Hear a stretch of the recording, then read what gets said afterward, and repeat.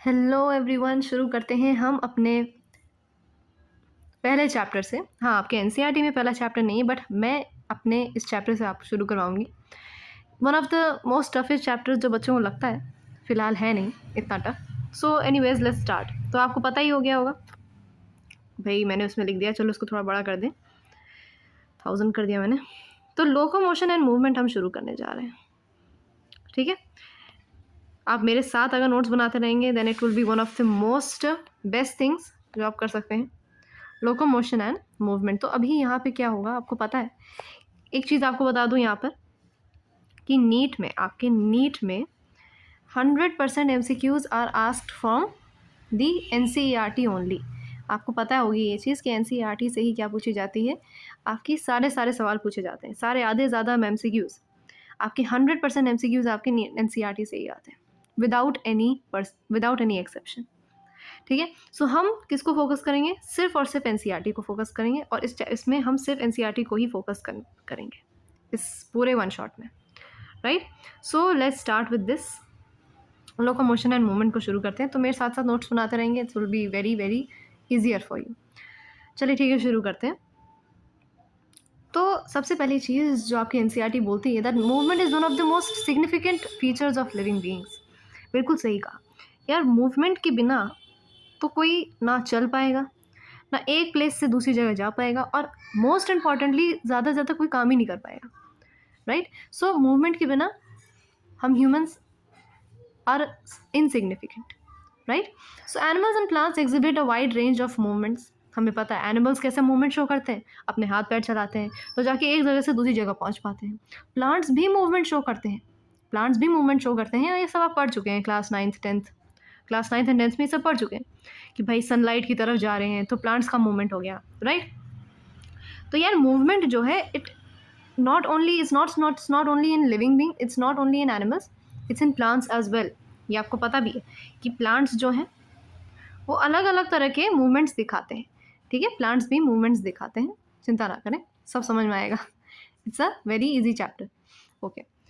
सो हम अब जानने जा रहे हैं कुछ नाइस एग्जाम्पल्स के बारे में। Streaming of protoplasm in the unicellular organisms like amoeba is a simple form of movement. बहुत अच्छी चीज़ बताई गई है। अमीबा का एग्जाम्पल दिया गया है। Do you know amoeba? मेरा सवाल है, do you know amoeba? Amoeba कुछ इस तरह का होता है। It is a unicellular organism. बीच में क्या पाया जाता है, बीच में इसका न्यूक्लियस पाया जाता है। इसके अंदर स्यूडोपोडिया होता है। क्या होता है? स्यूडोपोडिया होता है, अपनी अलग मूवमेंट शो करता है। तो क्या रहा है कि streaming of protoplasm in the unicellular organism is a simple form of movement. What is streaming of protoplasm? Streaming of protoplasm मतलब कि ऐसे, मतलब like a jelly, they are moving from one place to another, ऐसे आगे बढ़ते जाएंगे खिसकते jelly की तरह। तो उसको हम क्या नाम दे दिए भाई? इसको हमने नाम दे दिया है स्ट्रीमिंग ऑफ प्रोटोप्लाज्म। समझ में आया ये चीज़? ये लाइन इंपॉर्टेंट है, पूछी जा सकती है। That amoeba shows what kind of movement? Shows streaming of protoplasm. मतलब एमसीक्यूज में जिस तरह से पूछा जाए, स्ट्रीमिंग ऑफ प्रोटोप्लाज्म। ये भी याद रखना है कि ये यूनिसेलुलर चीज़ है।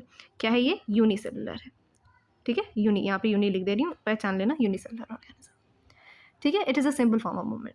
ना अब आपके एक और चीज़ बताई गई है एनसीईआरटी में, very very important thing, which is कि सीलिया हो गया, नाम लिख देती हूँ, सीलिया हो गया, पता होगा ये सब। फ्लैजिला हो गया, नहीं पता है तो हम लोग अभी आगे, नहीं पता है तो अभी पूरी सीरीज़ चलेगी अभी हम लोग की, जिसमें हम सारे चैप्टर्स कवर करेंगे, not only in biology but in physics and chemistry as well. पूरा नीट 2025 एंड जो जब आता रहेगा हम लोग पूरा आपको प्रिपेयर करा देंगे, चिंता ना करें। तो सीलिया हो गया, फ्लैजिला हो गया, एंड टेंटिकल्स एक्चुअली उसमें पाए जाते हैं मैक्सिमम इन योर हाइड्रा। लिख दे रही हूँ just for your basic information, पता होना चाहिए आपको ये चीज़, ठीक है। आगे भी आप जान ही जाओगे, हाइड्रा में टेंटिकल्स पाए जाते हैं, सीलिया फ्लैजिला आपके बैक्टीरिया में पाए जाते हैं, पता है आपको ये चीज़। तो ये सीलिया हो गया, फ्लैजिला हो गया एंड टेंटिकल, इन सब की जो मूवमेंट्स हैं ये ज़्यादातर ऑर्गेनिजम्स शो करते हैं। मैं आपको ऑर्गेनिजम्स के नाम लिख दे रही हूँ, आपके उसमें दिया नहीं हुआ एनसीईआरटी में, जस्ट टू योर इन्फॉर्मेशन। ये बैक्टीरिया लिख लो, ये क्या लिख लो? बैक्टीरिया लिख लो। और दूसरा मैंने क्या है, टेंटिकल्स मैंने बता दिए हैं, हाइड्रा का है, ठीक है। सीलिया, फ्लैजिला एंड टेंटिकल्स, ये तीनों आपके कुछ नहीं है, आपको पता है क्या है, ऑर्गन्स होते हैं। सीलिया थोड़े हेयर लाइक स्ट्रक्चर्स होते हैं, flagella cilia are more in number, flagella के नंबर थोड़े कम होते हैं सीलिया से, कुछ नहीं, ठीक है। अच्छा, now human beings can move limbs, jaws, eyelids, tongue, etc. Some of the movements result in a change of place or location, and such voluntary movements are called locomotion. बच्चे मैंने देखा अक्सर जो है बड़े ही कंफ्यूज रहते हैं लोकोमोशन और मूवमेंट में। तो यानी समझो कि लोकोमोशन जो है, मान लीजिए ये आप हो, चलो आपको थोड़े काले कलर से कर देते हैं, ये दिस इज़ यू, ठीक है। अब आप यहाँ पे खड़े हो अपने प्लेस में, नाउ यू आर गोइंग, यहाँ थोड़ी लंबी इसको कर देते हैं, मान लेते हैं आप अपनी इस प्लेस से आगे जा रहे हो, ठीक है, आप अपनी इस प्लेस से आगे जा रहे हो, और आप आगे आके आपने क्या किया, यहाँ तक पहुँच गए आप, यू केम हियर, सिंपल। तो you what did you do is that there was a change of place, क्या था, there was a change of place, और इसी को हम लोकोमोशन बोलते हैं। मूवमेंट हो रहा है डजंट मीन कि लोकोमोशन हो रहा है। आप अपना हाथ हिला रहे हो, है ना, एक जगह खड़े होकर आप अपना हाथ हिला रहे हो, दैट डज नॉट मीन कि आप लोकोमोट कर रहे हो, that you are showing any kind of locomotion. आप अपना हाथ हिला रहे हो एक जगह खड़े होकर, डजंट मीन कि आप एक जगह से दूसरी जगह जा रहे हो ना।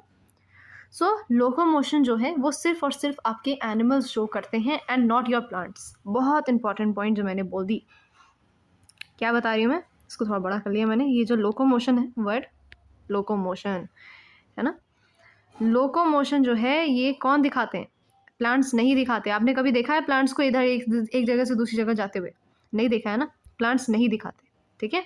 सो यहाँ पे लिख दे रही हूँ कि जो प्लांट्स हैं दे डू नॉट शो लोकोमोशन, और आपके जितने भी तरह के आपके जो एनिमल्स हैं सब के सब क्या शो करते हैं, लोकोमोशन शो करते हैं, ठीक है। समझ में आया लोकोमोशन होता क्या है, it is change of place from one place to another, change of place, change of location, है ना, लोकेशन चेंज होनी चाहिए। अब पौधा को आपने कभी नहीं देखा है, राइट, लोकेशन चेंज करते हो, बस हाँ मूवमेंट पक्का से करते हैं। आपके जो प्लांट्स हैं वो मूवमेंट ज़रूर करते हैं, मूवमेंट ज़रूर करते हैं, राइट। कोई प्लांट है, जैसे आपको दिखाई देती हूँ अच्छे से, एक प्लांट है मान लो, है ना, है ना, इसके बाद आपको उस चैप्टर को पढ़ने की जरूरत नहीं पड़ेगी, इट्स टोटली इट्स जस्ट एक एक लाइन ऐसे मैंने बता दी है कि आपके दिमाग में बैठती जाएगी, राइट। मान लीजिए प्लांट है, मान लेते हैं ये प्लांट है, मानना क्या है, प्लांट ही है ना। तो ये प्लांट से ये प्लांट है और ये सन है आपके पास। आपने फोटोट्रॉपिज्म के बारे में सुना ही होगा, फोटोट्रॉपिज्म नहीं सुना है तो अभी जान लो। Phototropism is the movement of plant towards the sun. तो क्या होता है, जिस तरफ सन होता है उस तरफ प्लांट का क्या हो जाता है, टिल्ट हो जाता है प्लांट, इसको हम कहते हैं फोटोट्रॉपिज्म हो गया, ठीक है। तो मैं दिखा रही हूँ कि प्लांट मूवमेंट शो करता है, प्लांट मूवमेंट शो करता है, लेकिन लोकोमोशन शो नहीं कर सकता एट एनी कॉस्ट, ठीक है। Walking, running, climbing, flying, swimming are all the some forms of locomotory movements. Locomotory structures need not to be different from those affecting other types of movements, ठीक है। एक example दिया गया है कि paramecium, एक पैरामीशियम का आपके इसमें एग्जाम्पल दिया गया है एनसीईआरटी में। Let's see what it says. Paramecium बोल रहा है cilia helps in the movement of food through cytopharynx and in the locomotion as well. तो यहाँ पर एक चीज़ है, पैरामीशियम में बता दूं मैं, पैरामीशियम जो है उसमें आपका पाया जाता है सीलिया, पता है कि नहीं पता है, सीलिया होता है, ठीक है। अब सीलिया जो है it helps in the movement of food through the cytopharynx. Cytopharynx के बारे में अभी आपको जानना इंपॉर्टेंट नहीं है, वो आप बाद में जानोगे साइटोफैरिंग्स होता क्या है। तो आपको पहले बता दूं मैं कि पैरामीशियम में एक साइटोफैरिंग्स है जिसके थ्रू आपका खाना जा सकता है, ठीक है। Food goes through the cytopharynx in paramecium only. तो सीलिया जो है वो फूड को भी मूवमेंट कराने में हेल्प करता है थ्रू द साइटोफैरिंग्स, और लोकोमोशन में भी हेल्प करवाता है आपका सीलिया। तो ये चीज़ आपको समझनी है कि एक ही चीज़ मूवमेंट में भी हेल्प करवा सकती है और लोकोमोशन में भी हेल्प करवा सकती है, ठीक है। सीलिया आपके मूवमेंट में भी हेल्प करवाती है, अच्छे से लिख दे रही हूँ, मूवमेंट में भी हेल्प करवा रही है और आपके लोकोमोशन में भी हेल्प करवा रही है। साइटोफैरिंग्स किस चीज़ के लिए होता है, भूलना नहीं है आपको, साइटोफैरिंग्स किसके लिए होता है, आपका फूड को ट्रांसपोर्ट करने के लिए होता है। बेसिक चीज़ है, पता होनी चाहिए, ठीक है, ओके। एक हाइड्रा का मैंने आपको बताया था, मैंने हाइड्रा में बताया था आपको कि हाइड्रा भी किस चीज़ के लिए इस्तेमाल किया जाता है। हाइड्रा पहली बात तो मैंने बताया था उसमें टेंटिकल्स पाए जाते हैं, मैंने लिख दिया था पहले, अगर जिसने देखा हो। तो हाइड्रा जो है it uses it's tentacles for capturing its prey and also use them for the locomotion. एक हाइड्रा का आपको स्ट्रक्चर बना के दिखाऊं क्या मैं? एक छोटा सा स्ट्रक्चर बना के दिखाती हूँ। पहले इसको मैं इसको मिटा दूँ। पहले कहाँ गया? यस, इसको मिटा दिया मैंने, एक एक चीज़ मिटा दी। यस, ये रहा। अब आपको थोड़ा सा हाइड्रा का स्ट्रक्चर बना देती हूँ, थोड़ा सा हरे से बनाती हूँ।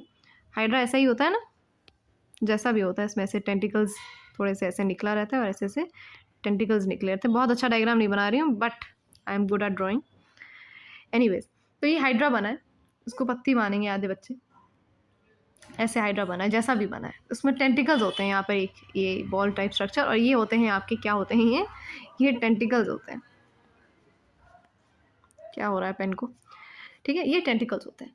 तो टेंटिकल्स का क्या काम होता है? ये प्रे को भी कैप्चर करते हैं, प्रे को भी, क्या लिख रही हूँ मैं, प्रे को भी क्या करते हैं? कैप्चर करते हैं।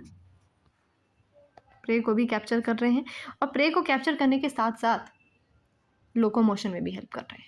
तो मूवमेंट में भी हेल्प कर रहे हैं, लोकोमोशन में भी हेल्प कर रहे हैं। एक और एग्जांपल दिया आपकी बॉडी में, we use limbs for changes in body postures and locomotion as well.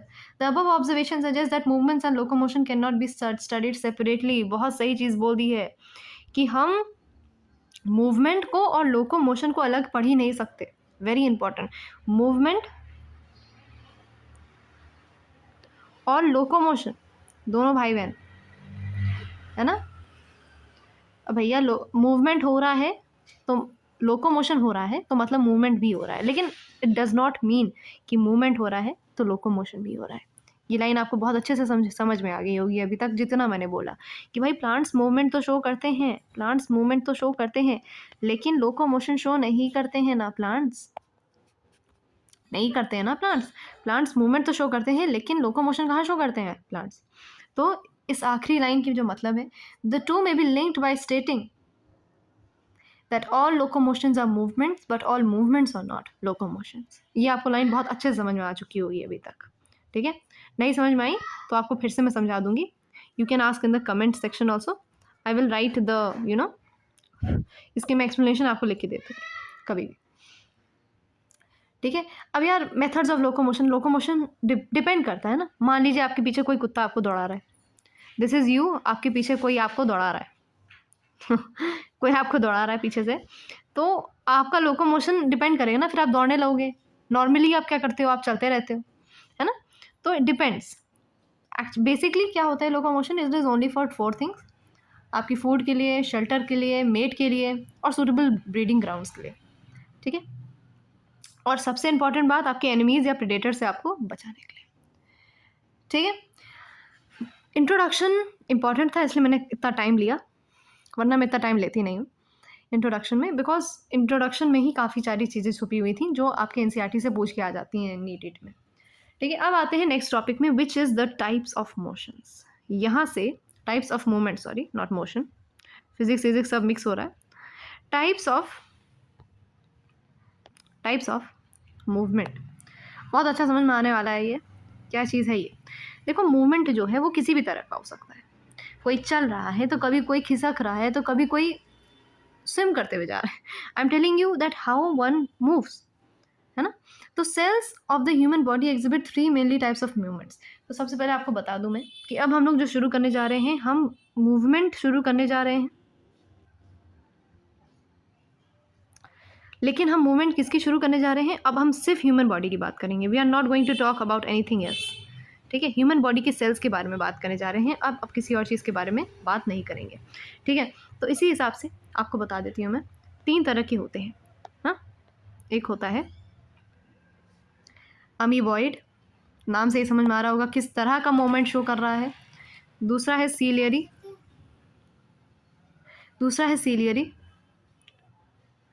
और तीसरा है मस्कुलर, ठीक है? 3 तरह के मूवमेंट शो कर रहा है, नाम तो याद ही कर लीजिए, अमीबॉइड, सीलरी एंड मस्कुलर। तीनों टाइप के मूवमेंट आपके सेल दिखाते हैं। कौन शो कर रहा है यार? ये मैम कौन शो कर रहा है? मैम ये शो कर रहे हैं आपके सेल्स ऑफ द बॉडी। कहाँ लिखूँ मैं? यहाँ पे लिख दे रही हूँ, सेल्स ऑफ ह्यूमन बॉडी। हमारी बॉडी शो करते हैं ऐसी चीज़ें। ये तीनों मूवमेंट हमारी बॉडी शो कर रहे हैं। Cells of human body are showing this type of movement. समझ रहे हैं किस तरह की movement, amoeboid, ciliary and muscular. ये आपको नाम तो याद होने ही होने चाहिए, अंदर वाली चीज़ें तो याद मैं करवाऊंगी। ठीक है, तो आपने इतना याद कर लिया कि टाइप्स ऑफ मूवमेंट कितने हैं, अमीबॉइड है, सीलियरी है, मस्कुलर है। अमीबॉइड है, सीलियरी है, मस्कुलर। ठीक है, कौन शो कर रहा है, cells of the human body. समझ में आया इतना? चलो अब पहले अमीबॉइड को समझते हैं।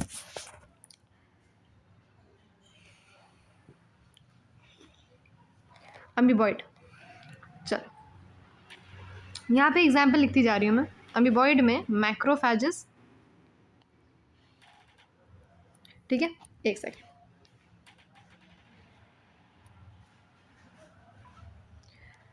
मैक्रोफेजेस लिख दिया मैंने, और साथ ही में कौन है आपके ल्यूकोसाइट्स। ल्यूकोसाइट्स तो पता ही है सबको।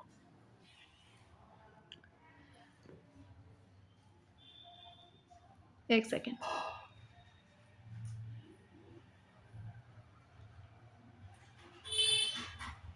ओके, यस ये रहा। ओके, तो मैक्रोफेजेस एंड ल्यूकोसाइट्स, ये आपके दो एग्जाम्पल दे रखे हैं अमीबॉइड मूवमेंट्स में। अब मैं आपको बहुत अच्छे से समझाने वाली हूँ कि भाई अमीबॉइड मूवमेंट क्या है। मैंने आपको अभी बताया शुरू में अमीबा होता क्या है।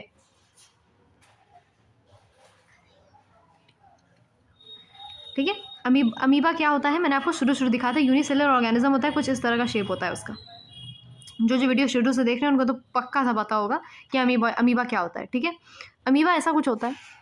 ठीक है, अमीबॉइड मूवमेंट मैंने ये भी बताया था कि वो कैसे खिसकते जाता है। ठीक है, so some specialise cells in a body like macrophages and leucocytes in blood. तो ये बता दूं मैं, मैक्रोफेज क्या होता है, it is a type of white blood cell जो क्या करता है, सराउंड करता है और किल करता है, सारे डेड सेल्स को रिमूव करता है और सारे इम्यून सिस्टम सेल्स को क्या करता है, स्टिमुलेट करता है। एक तरीके का वाइट ब्लड सेल होता है, अभी इतना जानो तुम। अभी सर्कुलेटरी सिस्टम पढ़ाऊंगी तो हर एक चीज़ बताती जाऊंगी मैं, पहले इतना जानो कि ये क्या होता है, एक तरह का वाइट ब्लड सेल होता है। ठीक है, ये भी एक तरीके का वाइट ब्लड सेल होता है, सबको पता है ये चीज़। ठीक है, तो मैक्रोफेजेस एंड ल्यूकोसाइट्स जो हैं, they in the blood exhibit amoeboid movement. कैसा मूवमेंट शो करते हैं, अमीबॉइड मूवमेंट शो करते हैं, and it is effected by pseudopodia. ये पॉइंट जिसने नहीं लिखा, जिसने नहीं समझा, उसको बायो ही नहीं समझ में आ रही आदि। ठीक है, तो यहाँ पे मैं एक पॉइंट लिख दे रही हूँ, इसको थोड़ा मोटा कर लूँ क्या, एनीवेज यहाँ पे लिख दे रही हूँ स्यूडोपोडिया। ये पॉइंट पता होना चाहिए कि एग्जिबिट क्या कर रहे हैं। It is effected by pseudopodia formed by the streaming of protoplasm. ये फिर से मैंने आपको बता रही हूँ मैं कि मैंने पहले बताया था, स्ट्रीमिंग ऑफ प्रोटोप्लाज्म की वजह से अफेक्टेड बाय स्यूडोपोडिया। स्यूडोपोडिया की वजह से, स्ट्रीमिंग ऑफ प्रोटोप्लाज्म की वजह से अमीबॉइड मूवमेंट कौन शो कर रहे हैं, मैक्रोफेजेस शो कर रहे हैं एंड ल्यूकोसाइट शो कर रहे हैं। क्लियर हो रही है बात, समझ में आ रहा है सबको? ओके, एज इन अमीबा, बिल्कुल अमीबा की तरह ना। Cytoskeletal elements like microfilaments are also involved in amoeboid movement. Example दिया है माइक्रोफिलामेंट्स का, ज़्यादा साइटोस्केलेटल एलिमेंट्स। ठीक है, लिख लो नाम, आता नहीं है फिलहाल, सॉरी, इसको ऐसे ले लिया। Microfilaments, microfilaments. ठीक है, so some specialised cells in a body like macrophages and leucocytes in blood exhibit amoeboid movement. It is affected by pseudopodia formed by the streaming of protoplasm as in amoeba. Cytoskeletal elements like microfilaments are also involved in amoeboid movement. तो अभी तक हम लोग क्या क्या पढ़े, एक बार फिर से हम लोग देख लेते हैं। भाई हमने सबसे पहले तो ये जान लिया था, शुरू में इंट्रो देखा था कि भाई लोकोमोशन और उस मूवमेंट में असली फ़र्क क्या है। पैरामीशियम में सीला क्या करता है, खाना आपको साइडोफैरिंग्स में भी जाने में भी हेल्प करता है और लोकोमोशन में भी हेल्प करता है। हाइड्रा जो है वो टेंटिकल्स को प्रे कैप्चरिंग के लिए भी हेल्प करता है और लोकोमोशन में भी हेल्प करता है। ये हमें समझना होगा that all the locomotions are movement but all movement are not locomotions. Types of movement में अभी हम लोगों ने क्या किया है, ये 3 तरह के आपके मूवमेंट्स पढ़े हैं, amoeboid, ciliary and muscular. Amoeboid चल रहा है, अमीबॉइड मूवमेंट में मैक्रोफेजेस, ल्यूकोसाइट्स, इन सब के बारे में मैंने बताया आपको। ठीक है, which exhibit the amoeboid movement is affected by the pseudopodia formed by the streaming of protoplasm as in amoeba. Clear? चलो अब आते हैं आपके सीलरी मूवमेंट में। किस मूवमेंट में आ गए हैं? सीलरी मूवमेंट में। सीलिया पता है किसी को? जिसने क्लास 10th में रिप्रोडक्शन वाला चैप्टर पढ़ा था उसको सीलिया के बारे में एक और अच्छा रोल पता है फैलोपियन ट्यूब्स में। चलो बात की बात है, पहले सीलिया समझते हैं होता क्या है। Ciliary movement occurs in most of our internal tubular organs which are lined by ciliated epithelium. बहुत इंपॉर्टेंट पॉइंट बोल दिया है, मैं इसको पक्का से लिखूंगी। सीलरी जो होता है, सीलरी मसल्स जो भी हैं, ये होता कहाँ है? पहली बात तो ये लिख लो, ये इंटरनल ट्यूब्यूलर,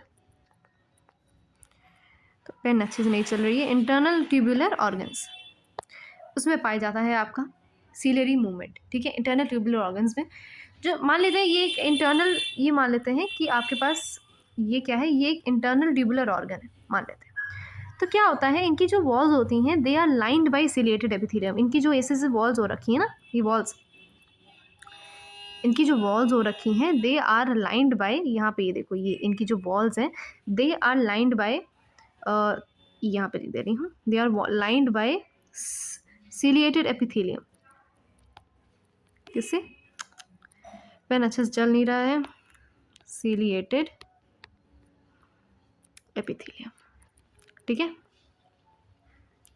अच्छा आपको एक बड़ी चीज़ बता दूं कि आज मैं आपको क्या क्या बताने वाली हूँ। आज मैं आपको इसके बारे में बताऊंगी, सारे मसल्स के टाइप्स जितने हैं अभी जो पढ़ रहे हैं वो कंटिन्यू करेंगे, फिर मसल के बारे में जानेंगे, फिर हम क्या करेंगे, फिर हम स्ट्रक्चर ऑफ कॉन्ट्रैक्टाइल प्रोटीन को पढ़ेंगे, मैकेनिज्म ऑफ मसल कॉन्ट्रैक्शन को समझेंगे। ठीक है, एंड अगली क्लास में, और वो कुछ ज़्यादा देर नहीं लगेगी, कल ही मैं आपको स्केलेटल सिस्टम के बारे में पूरी जानकारी दे दूँगी। ठीक है, चिंता ना करें, स्केलेटल सिस्टम भी कल हो जाएगा आपका। तो आज सिर्फ इतना ही होगा। Skeletal system is a bit अलग हट के टॉपिक है, इसलिए उसको मैं कल पिकअप कर लूँगी। ठीक है, एनीवेज, तो आपकी जो इंटरनल ट्यूबुलर ऑर्गन्स होते हैं उसमें क्या होता है, इनकी जो लाइनिंग होती है, उसमें पाए जाते हैं आपके सीलिएटेड एपिथेलियम। ठीक है, क्या पाए जाते हैं? सीलिएटेड एपिथेलियम पाई जाती है। The coordinated movements of cilia and trachea, the cilia in trachea helps us in removing dust particles and some of the foreign substances inhaled along with the atmospheric air. बहुत अच्छा example दिया आपको। Trachea पता है ना क्या है? अच्छा, ट्रैकिया के बारे में आपको मैंने बताया होगा, ये है ट्रैकिया, कुछ ऐसा स्ट्रक्चर होता है। अरे वाह, अच्छा बन गया है ना, थोड़ा सा ऐसा टाइप का होता है, पता नहीं, थोड़ा सा ऐसा होता है। ठीक है, जैसा भी होता है, ये ज़्यादा सही है। ऐसे ही मैं लिखे, इसको जैसे रिंग्स लगी होती हैं कार्टिलेज की, है ना, ट्रैकिया की बात कर रही हूँ मैं। तो ये जो ट्रैकिया है, इसका काम बेसिकली क्या है? It helps us in removing the dust particles and some of the foreign substances. इसके लाइनिंग में होती है सीलिया। इसकी लाइनिंग में कौन होता है? इसकी लाइनिंग में होती है सीलिया। तो जब भी कोई डस्ट पार्टिकल आ रहा है तो आपके लंग्स में नहीं चला जाता है डायरेक्ट, उसको ट्रैकिया से गुजरना पड़ता है। किससे गुजरना पड़ता है? ट्रैकिया से गुजरना पड़ता है। अब ट्रैकिया से जो गुजर के जा रहा है, अब समझ जाओ क्या हुआ। It helps us in removing the dust particles and some of the foreign substances inhaled along with the atmospheric air. बहुत प्यारा इसका वो है, एक्सप्लेनेशन बहुत प्यारा है कि सीलिया का काम बेसिकली ट्रैकिया में है क्या, रिमूव करता है डस्ट पार्टिकल्स को and some of the foreign substances which are inhaled along with the atmospheric air. ठीक है, अच्छा, जिन्होंने क्लास 10th में, मैंने अभी बात की थी ना, जिन्होंने रिप्रोडक्टिव सिस्टम पढ़ा था, तो यार उन्होंने जिन्होंने ये फैलोपियन ट्यूब का जो पढ़ा था, ऐसे होता है ना, ओके, हाँ, तो ये रहा, जो भी ये यूट्रस है, ये बस बेसिक डायग्राम बना रही हूँ। Do not right in the comments कि आपका डायग्राम ही नहीं समझ में आ रहा है, बेकार बिल्कुल बना रखे हो। ठीक है, तो यहाँ पे ये ऐसा है, यहाँ पे रहती है आपकी सीलिया। मैं आपको बता देती हूँ, ये चीज़ थोड़े से एक्स्ट्रा है, लेकिन ये सब आती है एग्जाम में, वैसे भी आपको क्लास 12 के टॉपिक्स में है ये सब। ठीक है, तो अभी वो भी हमें कवर करना है। ये रहा सीलिया आपका। सीलिया आपकी क्या है? फिम्ब्रे के पास पाई जाती है, यहाँ फिम्ब्रे है। ठीक है, तो सीलिया करती क्या है? पैसेज ऑफ ओवा में हेल्प करती है। द सीलिया पुशेस द ओवा इनटू द फैलोपियन ट्यूब। यहाँ फैलोपियन ट्यूब में इसको पुश कर देती है थोड़ा सा। हाँ, ये जो सीलिया है ये फैलोपियन ट्यूब में ओवा को पुश कर देती है, माल। ठीक है, क्लियर, ओके। और फिर कहाँ जाती है? सीधा डायरेक्ट यूट्रस में पहुँच जाता है। ठीक है, अब भैया अब मुझे समझाओ कि तुम लोग को समझ में आया कि नहीं आया। इसको थोड़ा सा मुझे रिमूव करना पड़ेगा। हाँ, अब बताओ कि सीलियरी मूवमेंट आपको समझ में आया कि नहीं आया। यहाँ पे मैं लिख दे रही हूँ, कि आपके फैलोपियन ट्यूब्स में पाया जाता है, और एक और जगह पाया जाता है। कौन सी जगह है वो? बिल्कुल सही, ट्रैकिया में पाया जाता है। Very good. Now muscular movement. अच्छा पहले बताओ कि ये दोनों मूवमेंट्स आपको अमीबॉइड और सिलेरी मूवमेंट समझ में आए? ये दोनों समझ में आए? थोड़ा सा इसको समझने में थोड़ा टाइम लगेगा, लेकिन आपको एक और बार आप रीडिंग मार लोगे, then you will be very clear with everything. ठीक है, अब आते हैं मस्कुलर मूवमेंट पे। मस्कुलर मूवमेंट में देखो यार, movement of a limbs, jaws, tongues, ये सब क्या है? मस्कुलर मूवमेंट है। The contractile property of muscles are effectively used for locomotion and other movements by human beings and majority of multicellular organisms। यार ये समझो, कॉन्ट्रेक्टाइल प्रॉपर्टी ऑफ मसल्स, यहाँ पे मैं एक चीज़ जरूर लिखूंगी, कुछ लिखूं चाहे ना लिखूं यार, मसल्स की ना एक प्रॉपर्टी होती है जिसको हम बोलते हैं कॉन्ट्रेक्टाइल प्रॉपर्टी। कौन सी प्रॉपर्टी? Contractile property. ये प्रॉपर्टी हम बहुत अच्छे से समझेंगे अभी यहाँ पर, चिंता ना करो, चिंता मत करो, अभी सब समझना है। ठीक है, it is effectively used for locomotion and other movements by human beings and a majority of multicellular organisms. ठीक है ना, locomotion requires a perfect coordinated activity of muscular skeletal and neural systems. ठीक है, बस यही से बताया कि भाई मूवमेंट ऑफ लिम्स, जॉज, ये सब क्या है? आपके मस्कुलर मूवमेंट है। तो आपको टाइप्स ऑफ मूवमेंट समझ में आया? टाइप्स ऑफ मूवमेंट समझ में आया सबको? टाइप्स ऑफ मूवमेंट, एक अमीबॉइड है, सिलेरी है, मस्कुलर है। अमीबॉइड है, सिलेरी है, मस्कुलर है। कहाँ है ये सब? Cells of body, human body में ही पाए जाते हैं। एक छोटा सा रिवीजन कर लेते हैं। अमीबॉइड इज मैक्रोफेजेस और ल्यूकोसाइट्स में पाया जाता है, जिसमें स्यूडोपोडिया की इफेक्ट होता है, स्यूडोपोडिया का, which is formed by the streaming of protoplasm. लिख दूं क्या कि समझदार हो आप लोग? Formed by streaming of protoplasm. ठीक है, जिनको डाउट हो रहा है कि मैम फिज़िक्स में आप शुरू करेंगे कि नहीं, केमिस्ट्री में शुरू करेंगे, बिल्कुल शुरू करेंगे, चिंता ना करिए, शुरू करने वाली हूँ मैं, फिजिक्स और केमिस्ट्री भी शुरू करेंगे। And from next classes I will try my best to add the NCERT pages and some of the images also, तो और अच्छे से समझ में आएगा। लेकिन आप इसको भी पढ़ के जा रहे हो, देन यू विल श्योरली आपको एक एक चीज़ समझ में आएगी। ठीक है, तो हाँ हाँ, अमीबॉइड है भैया, macrophages, leucocytes and blood exhibit amoeboid movement. ठीक है, pseudopodia formed by the streaming of protoplasm, pseudopodia, याद रखना ये चीज़। Now cytoskeletal elements like microfilaments, ये तो मैंने लिख ही दिया। माइक्रोफिलामेंट्स भी क्या है? एमीबॉइड मूवमेंट शो करते हैं। बाई टाइप्स ऑफ मूवमेंट में आपका सिलेरी मूवमेंट है, जो फैलोपियन ट्यूब्स और ट्रैकिया में पाया जाता है। ट्रैकिया का मैंने रोल बता दिया, क्या होता है? Removing dust particles and some of the foreign substances. ठीक है, पैसेज ऑफ ओवा भी बता दिया था, वो है नहीं होता आपके सिलेबस में, इस लाइन में उतना नहीं है, लेकिन मैंने फिर भी बता दिया था, द सीलिया पुशेस दी ओवा इन द फैलोपियन ट्यूब से यूट्रस में जाता है। फिर मस्कुलर में क्या है भाई? लिम्स हो गए, जॉज हो गए, आपके लिम्स हो गए, आपके जॉज हो गए, आपका टंग हो गया, ये सब क्या है भाई? मस्कुलर मूवमेंट शो करते हैं। ठीक है, कॉन्ट्रेक्टाइल प्रॉपर्टी होती है मसल्स की, जो लोकोमोशन और मूवमेंट में हेल्प करता है। अब हम शुरू करने जा रहे हैं असली टॉपिक। ये समझ में आया कि नहीं आया? इसको मैं थोड़ा साइड कर लूँ क्या? एक सेकेंड, इसको मैं क्या बना रही हूँ, मैं अच्छा बना भी नहीं पा रही हूँ, ये मिल गया। इसको थोड़ा छोटा करके साइड कर लेती हूँ, इट्स एन इम्पॉर्टेंट टॉपिक, बाद में रिवाइज भी कर लेंगे इसको। यहाँ पे रख लिया मैंने, चिंता ना करो। ठीक है, ओके, अब शुरू करते हैं यार, किसकी? मसल की, बहुत इम्पॉर्टेंट मसल। थोड़ा कलर चेंज, थोड़ा सा, ये रहा मसल। यहीं से तो आपका असली चैप्टर शुरू हुआ है। तो यार आपको सीलिया फ्लैजिला के बारे में थोड़ा बहुत पता है? थोड़ा बहुत पता है? नहीं भी पता है तो चलेगा, क्योंकि यहाँ पे आपको फ्लैजिलर मूवमेंट इन सब के बारे में बताया गया है। हम फ्लैजिलर मूवमेंट को समझते हैं। फ्लैजिला के बारे में मैंने अभी आपको बताया कि होता क्या होता है, कहाँ पाया जाता है, वगैरह वगैरह। ठीक है, अगर आपको थोड़ा बहुत भी जानना है तो देखो, ऐसा बैक्टीरिया होता है ना, उसमें यहाँ ये सीलिया होते हैं, ये वाली, ये सीलिया होती है, और ये क्या होती है? ये होती है फ्लैजिला। ठीक है, अगर इफ़ यू हैव फॉरगॉट और if you do not remember और इफ़ नहीं जानते तो इतना जान लो अभी। ठीक है, इससे ज़्यादा नहीं पूछा जाएगा अभी इस चैप्टर में। Flagellar movement helps in the swimming of spermatozoa, maintenance of water current in the canal system and sponges, canal system of sponges and in the locomotion of protozoans like Euglena. ठीक है, चलो एक चीज़ समझाती हूँ। ईओग्लिना जो है एक प्रोटोजोआ है, ये हम सब बायोलॉजिकल क्लासिफिकेशन में पढ़ेंगे। तो जिन बच्चों को थोड़ा सा भी तकलीफ हो रही है कि मैम कब पढ़ाएंगे ये सब, अभी आएगा, ठीक है, सारे सारे चैप्टर्स लाइन बाय लाइन आते जाएंगे। ओके, तो कहाँ थी मैं? Flagellum movement helps in the swimming of spermatozoa.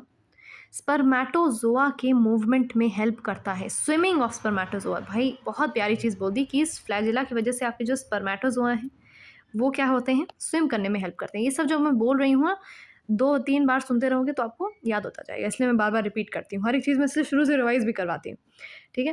Flagellum movement helps in the swimming of spermatozoa, maintenance of water current in the canal system of sponges. अच्छा, sponge पता है किसी को क्या होता है? ये सब बायोलॉजिकल क्लासिफिकेशन में है, अभी नहीं भी समझ में आ रहा है then there is no problem. ऐसे होते हैं स्पॉन्ज। अरे वाह, स्पॉन्ज का डायग्राम अच्छा बन गया। इसमें ये सब ऑस्क्यूला, ऑस्टियम, ये सब पाए जाते हैं, ठीक है। थोड़ा सा ये सब यहाँ पर, ठीक है। इसमें क्या होता है, ये स्पॉन्ज होते हैं।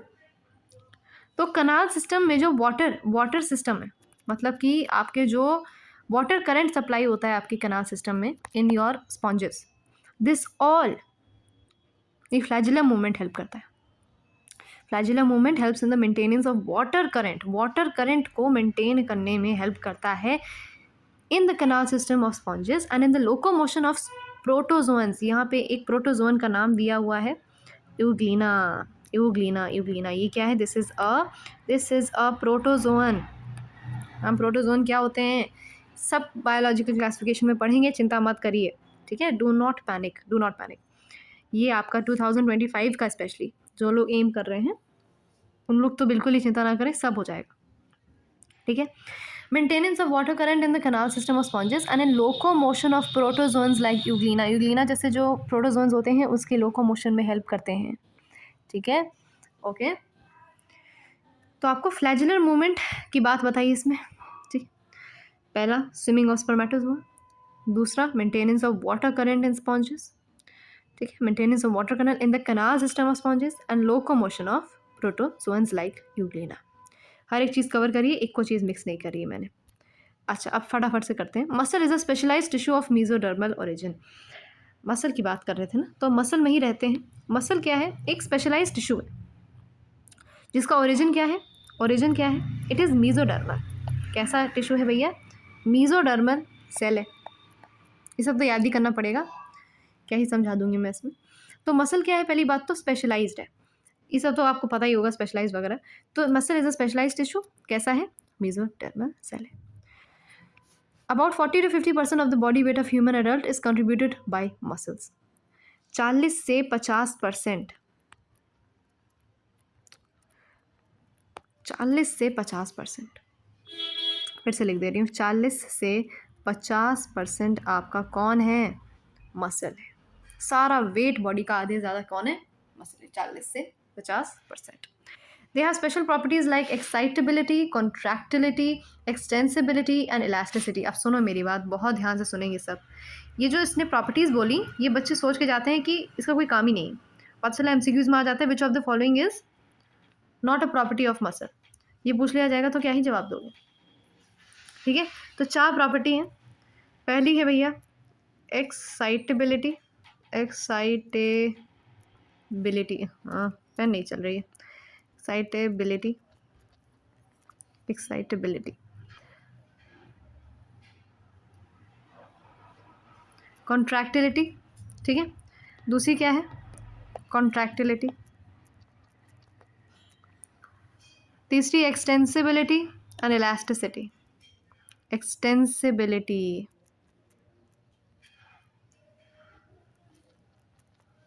और चौथी क्या है? इलास्टिसिटी।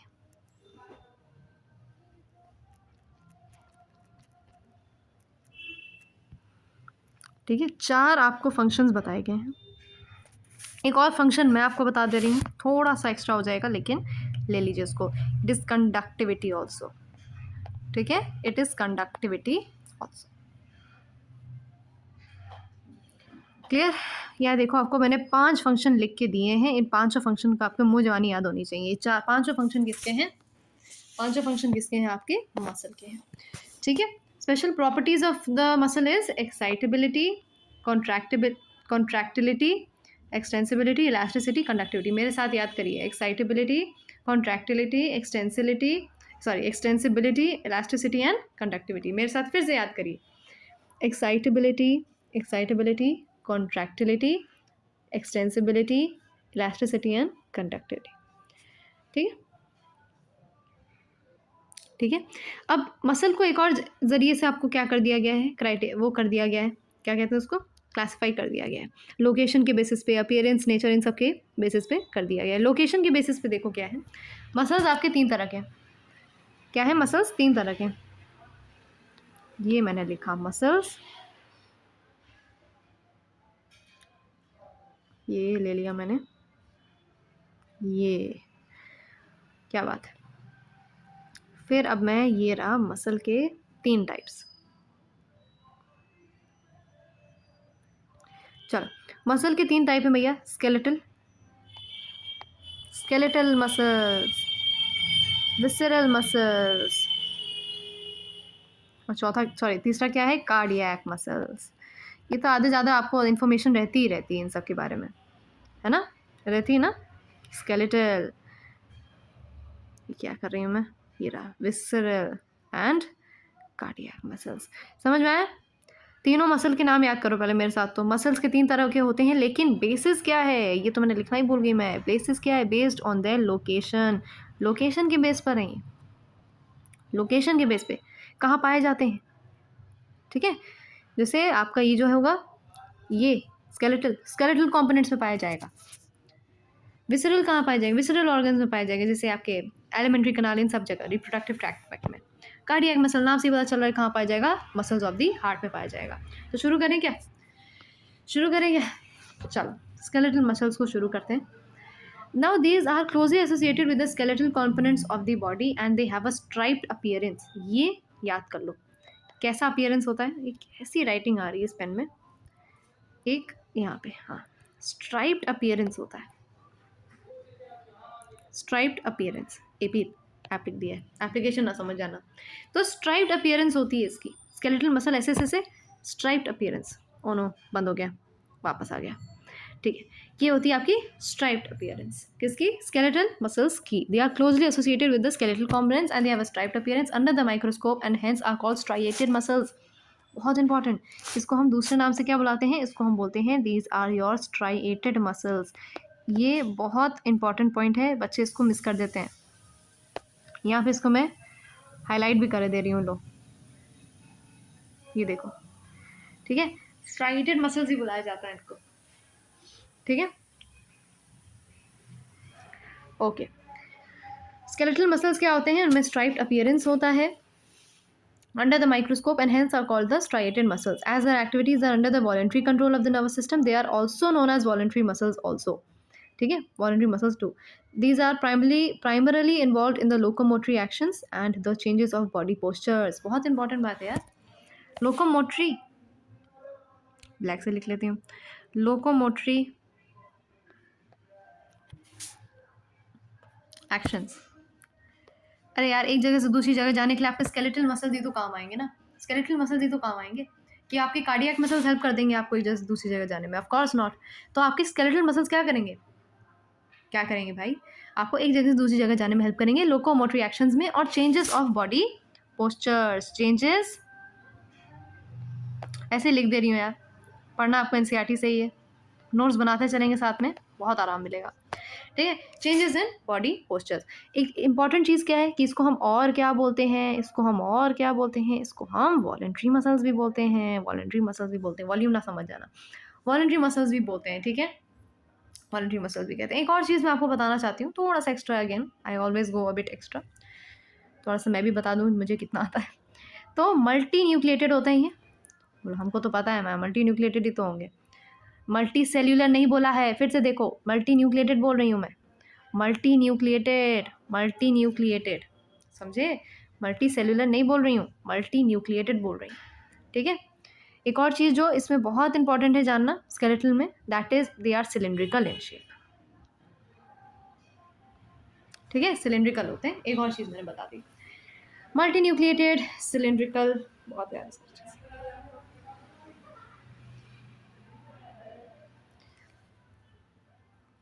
ठीक है, क्लियर, समझ में आ गया। स्केलेटल मसल्स क्या होते हैं भाई? स्ट्राइप्ड अपीयरेंस होता है, इनको हम स्ट्राइटेड इसलिए स्ट्राइएटेड मसल्स भी बोलते हैं। ठीक है, उनकी एक्टिविटी किस में होती है? वॉलंटरी कंट्रोल में होती है नर्वस सिस्टम के, इसको हम वॉलंटरी मसल्स भी बोलते हैं। लोकोमोटरी एक्शंस और चेंजेस ऑफ बॉडी पोस्चर में हेल्प करती हैं। They are multi nucleated and cylindrical in shape. Visceral पे आओ भाई, विसेरल पे आओ। अच्छा, अब इसको थोड़ा सा छोटा कर लें। छोटा क्यों करेंगी मैम? तो यार और जगह और भी तो चीज़ें लिखनी है मुझे।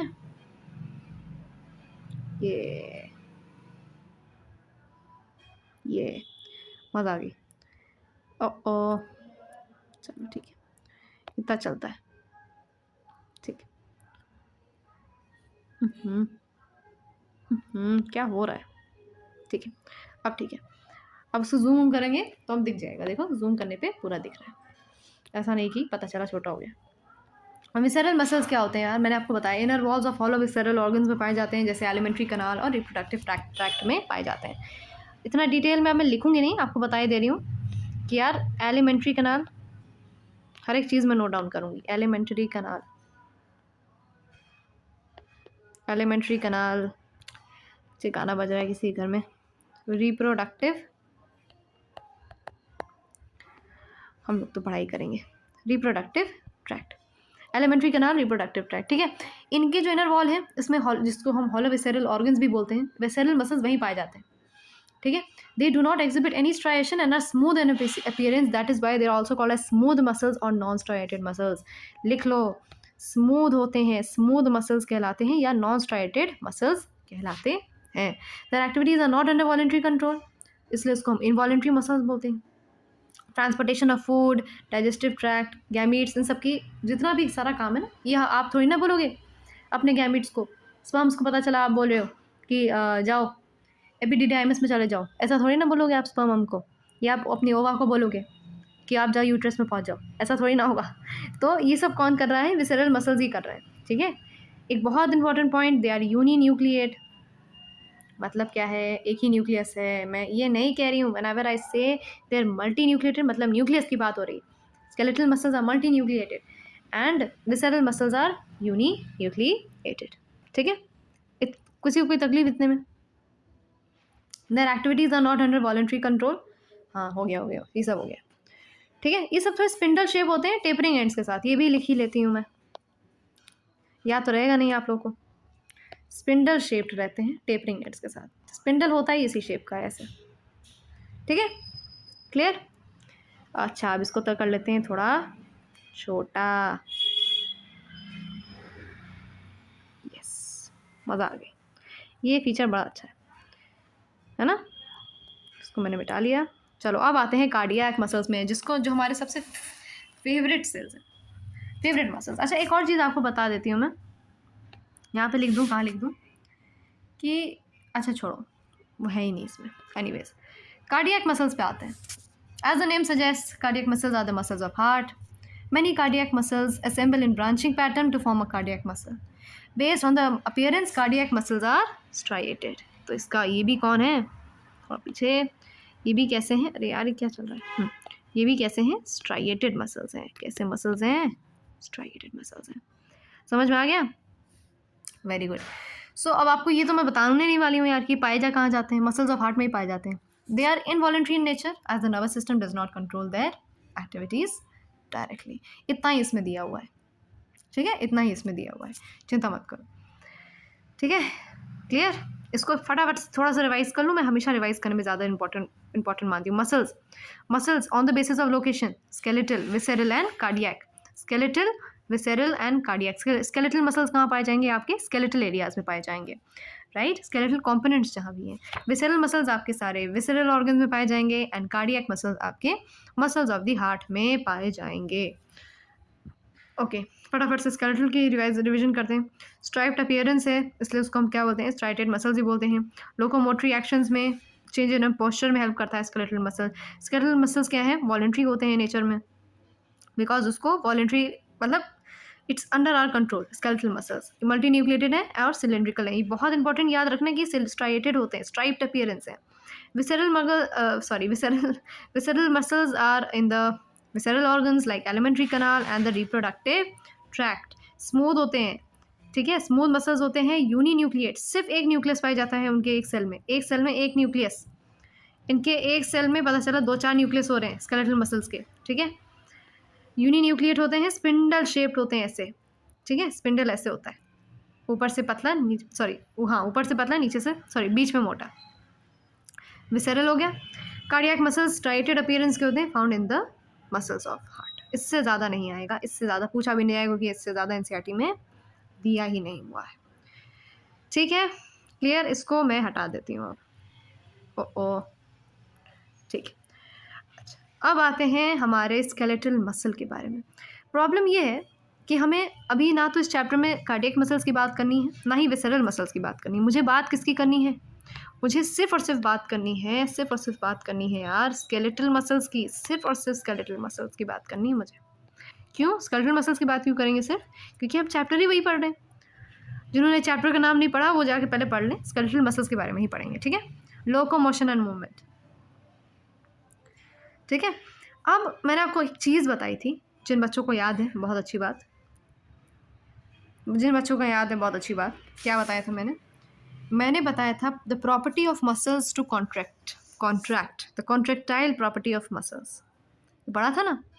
तो आप उसी के बारे में पढ़ने जा रहे हैं। हम क्या पढ़ने जा रहे हैं, लिख दे रही हूँ, बोलना नहीं है ना। कॉन्ट्रैक्टाइल प्रॉपर्टी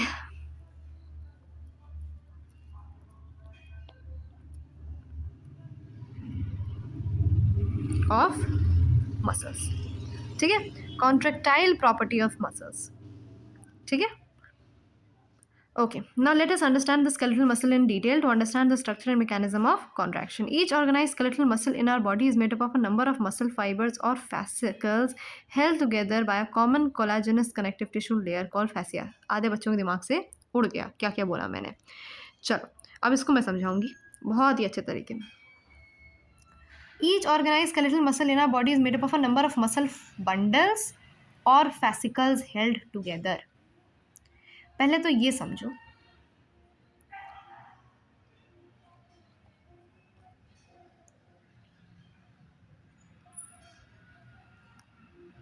ठीक है। पहले ये समझो, मसल बंडल्स और समझो या फैसिकल, इसका ही दूसरा नाम क्या है? फैसिकल, ठीक है। क्या नाम है? स्पेलिंग अलग होगी, फैसिकल दूसरा नाम। एक सेकेंड, फैसे कहाँ चला गया? यस, फैसिकल, पता नहीं क्या स्पेलिंग में लिख रही हूँ। फैसिकल छोड़ो यार, स्पेलिंग कौन देखता है। फैसिकल स्पेलिंग सही है। मसल बंडल्स या फैसिकल, देखो दोनों एक ही चीज़ होती हैं। इनसे जुड़ जुड़ के बनते हैं हमारे स्केलेटल मसल।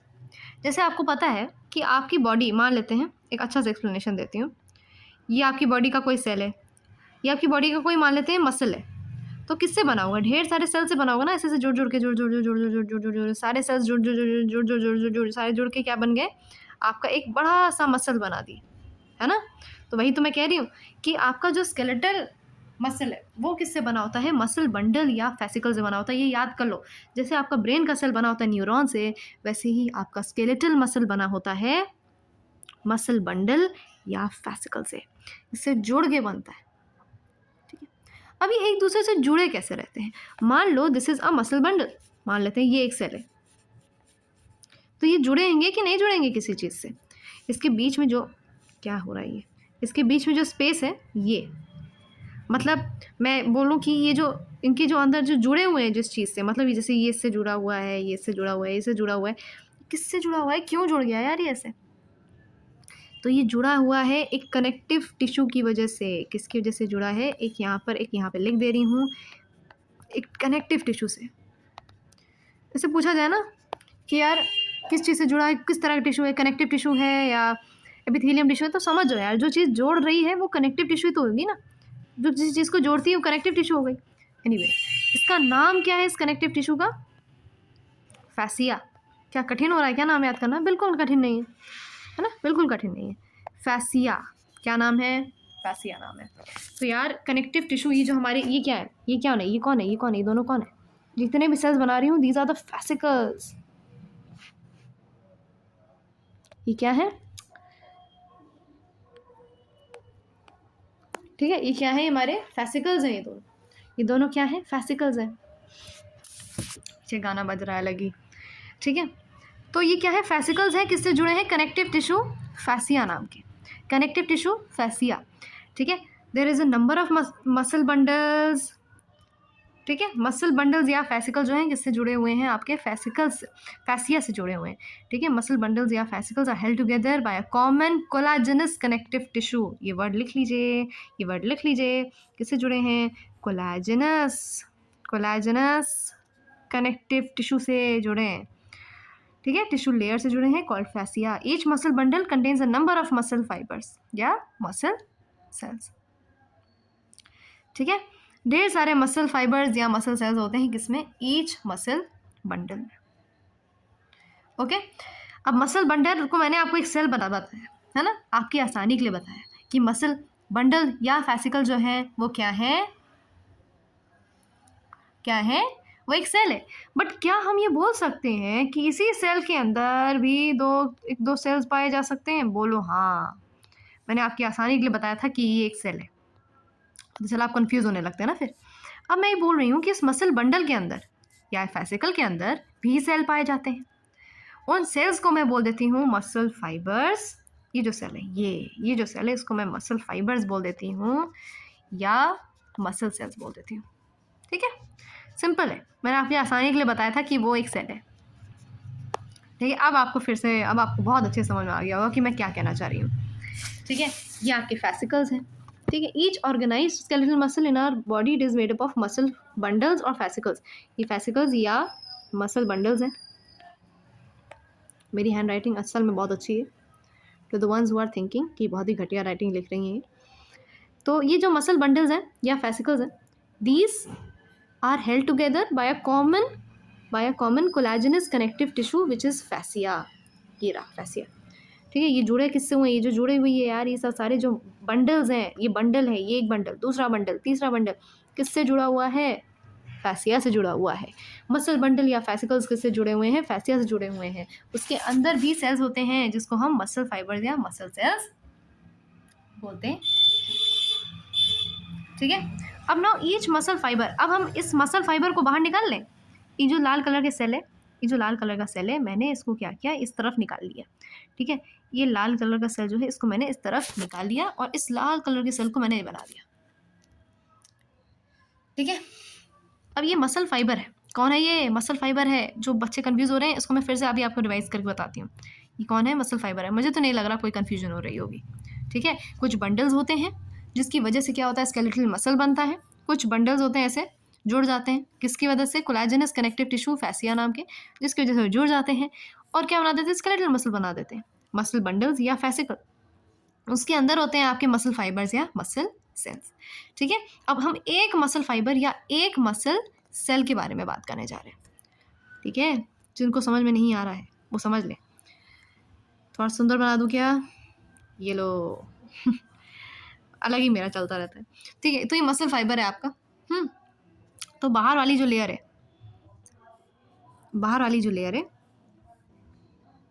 अरे यार क्या बना रही हूँ मैं, बाहर वाली जो लेयर है, ये देखो, ये अब बाहर वाली जो लेयर है it is made up of, मतलब कि इसका जो प्लाज्मा मेम्ब्रेन है इसको मैं क्या बोलूँगी, प्लाज्मा मेम्ब्रेन है या सार्कोलेमा बोलते हैं इसको, ठीक है। दिस इज़ द सार्कोलेमा, जिसको हम प्लाज्मा मेम्ब्रेन ही बोलेंगे, क्या बोलेंगे, प्लाज्मा मेम्ब्रेन ही बोलेंगे, ठीक है। समझ में आ रहा है कि नहीं आ रहा है, बता देना यार कमेंट में, पता चला फिर मैं छोड़ दूँगी, बताऊँगी नहीं किसी को पढ़ाना है कि नहीं, ठीक है। क्या हो रहा है ये, तो सार्कोलेमा जो है it is the plasma membrane of muscle fibre, मैंने इसमें बता दिया, इसको जरा फिर से गो थ्रू कर लो तुम लोग, एक बार गो थ्रू करो, जितना मैंने बता रखा है, ये जितना बताया है इसको पूरा गो थ्रू करो, पूरा गो थ्रू करो। ये मसल बंडल है, ठीक है, ये मसल बंडल्स हैं, गो थ्रू करो पूरा, छोटा कर दे रही हूँ, एक सेकेंड, छोटा कर दिया। गो थ्रू करो इसको, आगे नहीं बढ़ूंगी जब तक आपको समझ ना आए। ठीक है, चलो आ जाए मसल फाइबर पे। ठीक है, मसल फाइबर जो है उसका जो बाहरी प्लाज्मा मेम्ब्रेन है उसको हम सार्कोलेमा बोलते हैं। और अंदर कौन है, अंदर कौन है, अंदर यार सार्कोप्लाज्म होगा ना। कौन है, सार्कोप्लाज्म होगा, जस्ट लाइक साइटोप्लाज्म है ना, सार्कोप्लाज्म। ठीक है, मसल फाइबर इज सिंसाइटियम। मैम ये क्या बोल दिया आपने, मसल फाइबर्स आर सिंसाइटियम, ये तो आपने पहली बार बताया। Muscle fibres are syncytium. देखो बेटा, this is an another term for multinucleated. मैंने आपको पहले ही बता दिया था कि ये मल्टी न्यूक्लिएटेड होते हैं, एक न्यूक्लियस नहीं होता है इसमें, मल्टी न्यूक्लिएटेड होते हैं। सिंसाइटियम दूसरा नाम याद कर लो यार, सिंसाइटियम क्या है, it is the other term for multi nucleated.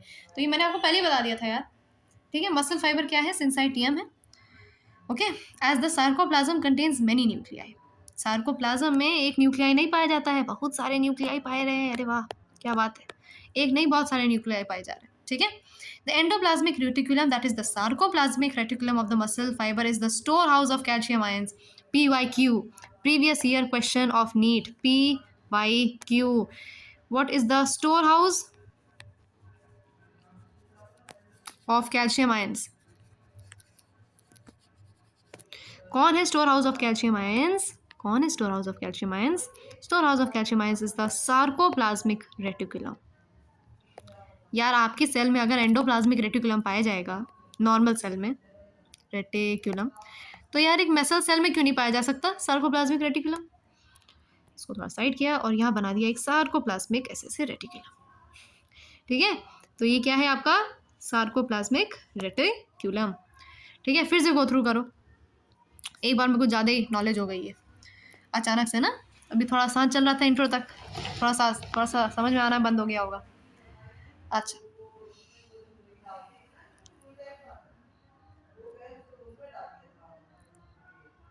अच्छा अब आपको मैं समझा दूँ, देख लिया ना सबने। चलो ये जो मसल फाइबर है इसके बारे में पढ़ना, थोड़ा सा और डिटेल में जाएंगे। देखो होता क्या है कि a characteristic feature of the muscle fibre is the presence of a large number of parallelly arranged filaments in the sarcoplasm called myofilaments. देखो ये मसल फाइबर है, इसके अंदर क्या होता है, इसके सार्कोप्लाज्म में क्या होता है, इसके सार्कोप्लाज्म में large number of parallelly arranged filaments. Ma'am filament क्या चीज़ बता रहे हो, समझ ही नहीं आ रहा है। देखो समझो ना, समझने के लिए होती है बायो।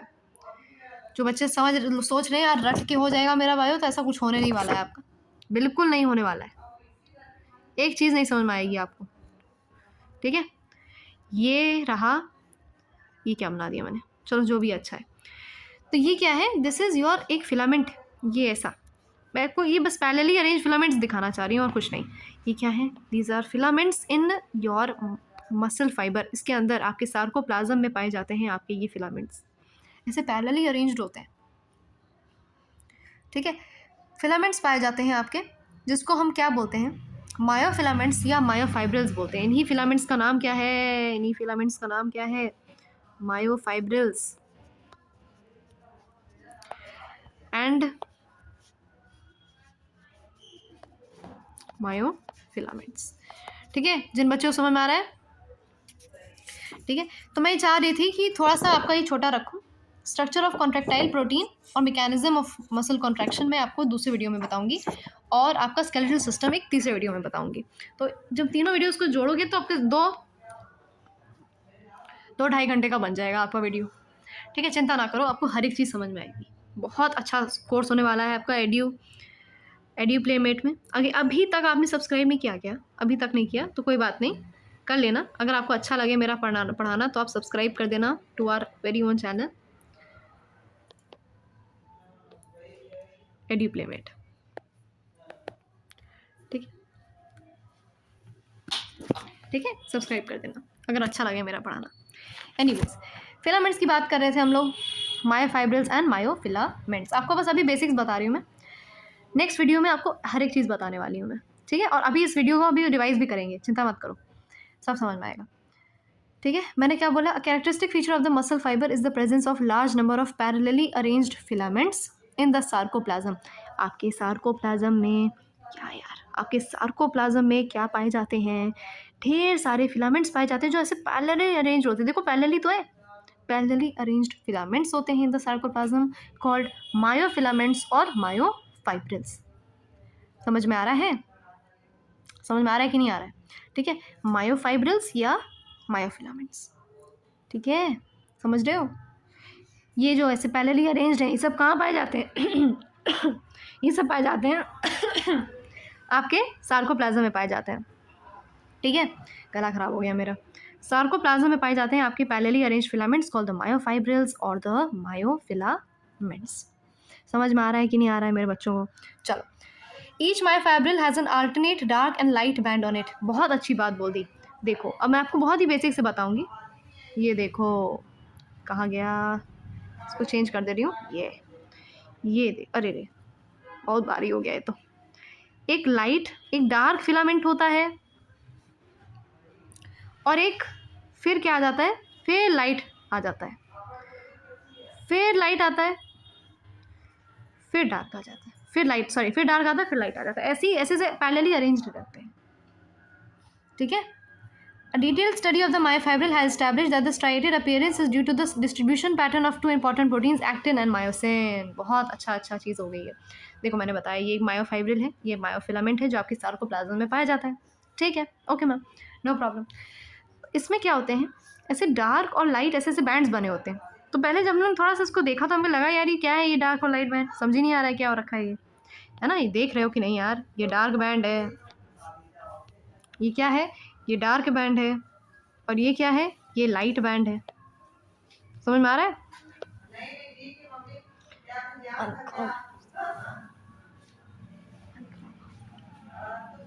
ठीक है, ये डार्क बैंड है और ये लाइट बैंड है, ओके, समझ में आ रहा है? अब यार ये डार्क बैंड और लाइट बैंड हमने ज़्यादा पढ़ा तो हमें पता चला कि यार ये तो दो इंपॉर्टेंट प्रोटीन्स पाए जा रहे हैं हमारे फिलामेंट्स में। बहुत इंपॉर्टेंट प्रोटीन्स हैं, एक है एक्टिन और एक है मायोसिन। एक है एक्टिन, एक है मायोसिन, ठीक है। ये जो लाइट बैंड है ये एक्टिन होते हैं। अरे यार ये किससे लिख रही हूँ मैं, ये लाइट बैंड जो होते हैं दीज आर एक्टिन, ठीक है। इसको हम आई बैंड बोलते हैं, इसको क्या बोलते हैं, आई बैंड। अरे यार ये क्या हो रखा है, हाँ, एक इसको क्या बोलते हैं, आई बैंड बोलते हैं। या आई का फुल फॉर्म क्या है यार, आइसोट्रॉपिक बैंड। बहुत इंपॉर्टेंट यार, आइसोट्रॉपिक बैंड। जो डार्क बैंड है, इधर आपका डार्क बैंड, ये जो डार्क बैंड है इसको हम क्या बोलते हैं, इसको क्या बोलते हैं यार, डार्क बैंड को बोलते हैं ए बैंड। मैम ये क्या बात है, एक्टिन इसमें पाया जा रहा है और बोला ए बैंड इसको जा रहा है, बिल्कुल सही कहा आपने, ठीक है, क्योंकि इसमें बेटा मायोसिन पाया जा रहा है, मायोसिन, मायोसिन है ये, and this is the A band और अनाइसोट्रॉपिक बैंड। मेरी तो हालत ख़राब हो गई इतना सारा लिख लिख के, पूरा एनसीईआरटी मैंने आपकी इसमें नोट्स में बता दिए सारे, ठीक है।